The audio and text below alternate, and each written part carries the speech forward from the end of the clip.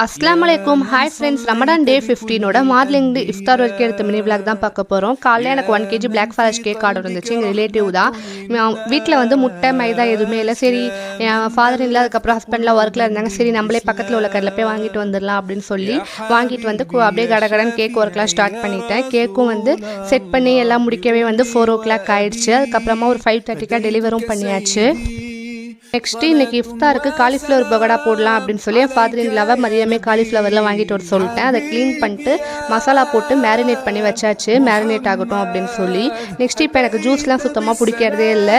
Lessee தான் பிடிச்சிருக்கு. ஏன்னா உடம்பு கூலிங்காக இருக்குது அப்படிங்கிறதுக்காக இன்றைக்குமே வந்து லெஸ்ஸி தான் போட்டிருந்தேன். நெக்ஸ்ட்டு லாஸ்ட்டாக வந்து ஒரு 5:45 அதுக்கிட்ட வந்து காலிஃப்ளவர் பகோடா பொரிச்சு வச்சிடலாம் அப்படின்னு சொல்லி பொரிக்க ஸ்டார்ட் பண்ணியாச்சு. எப்போவுமே நான் எண்ணெயில் சிக்கன் காலிஃப்ளவர் எதுவுமே பொரிக்க மாட்டேன். இன்றைக்குமே ஃபஸ்ட்டு பொரிக்கிறேன் அப்படின்னு போட்டால் அப்புறம் எனக்கு பயமாக இருந்துச்சு. அப்புறம் என் மதர் இன்லா தான் ஃபுல்லாக போட்டுட்டு இருந்தாங்க. இன்றைக்கி போட்ட காலிஃப்ளவர் பகோடா, அதுக்கப்புறம் லெஸ்ஸி, நெக்ஸ்ட்டு என் ஃபாதர் இன்லா வந்து சம்சா பஜ்ஜி எல்லாமே வாங்கிட்டு வந்திருந்தாங்க. இது வச்சு தான் நோன்பு திறந்தோம். நெக்ஸ்ட் வீடியோவில் பார்க்கலாம். அஸ்ஸலாமு அலைக்கும்.